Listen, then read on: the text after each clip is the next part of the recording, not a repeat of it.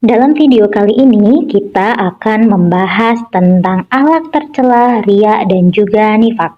Yang pertama, pengertian riya. Riya dalam bahasa Arab artinya memperlihatkan atau memamerkan. Sedangkan menurut istilah riya yaitu memperlihatkan sesuatu kepada orang lain, baik barang maupun perbuatan baik yang dilakukan, namun dengan maksud agar orang lain dapat melihatnya dan akhirnya memujinya. Orang yang melakukan perbuatan riya diancam sebagai pendusta agama Islam, bahkan diancam dengan satu sanksi yaitu neraka wail. Ayat yang menerangkan tentang ancaman riya terdapat dalam Quran Surat Al-Ma'un ayat 4-6. Macam-macam riya ada dua, yaitu riya jali dan juga riya hafi. Riya jali yaitu riya perbuatan, yaitu ibadah atau kebaikan yang sengaja dilakukan di depan orang lain dengan tujuan tidak untuk mengagungkan Allah, melainkan demi mencari pujian orang lain untuk kebanggaan atau tujuan selain Allah.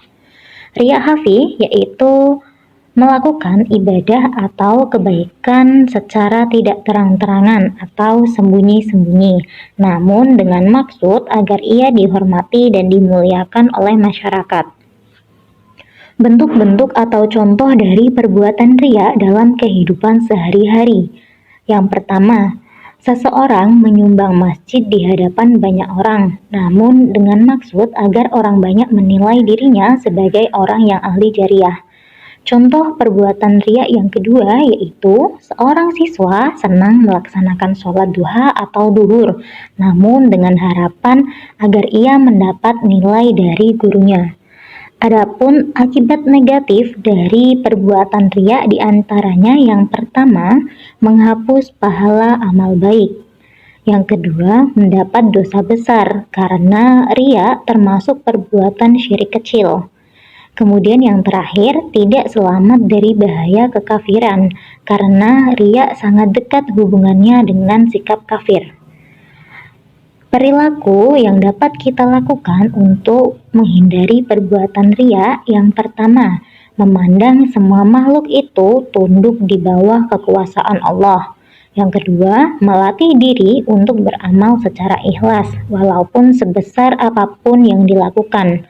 Dan perilaku terakhir yang dapat kita lakukan untuk menghindari perbuatan riya yaitu mengendalikan diri agar tidak merasa bangga apabila ada orang lain memuji amal baik yang kita lakukan. Yang kedua, akhlak tercela nifak. Pengertian nifak secara bahasa berasal dari kata nafikoh yang artinya salah satu lubang tempat keluarnya yarbu atau hewan sejenis tikus dari sarangnya. Sedangkan menurut istilah, nifak yaitu sikap yang tidak menentu, tidak sesuai antara ucapan dengan perbuatannya. Orang yang melakukan perbuatan nifak disebut dengan munafik. Macam-macam nifak ada dua, yaitu nifak i'tiqodi dan juga nifak amali. Nifak i'tiqodi adalah suatu bentuk perbuatan yang menyatakan dirinya beriman kepada Allah, sedangkan dalam hatinya tidak ada keimanan sama sekali. Yang kedua, nifak amali. Nifak amali adalah kemunafikan berupa pengingkaran atas kebenaran dalam bentuk perbuatan.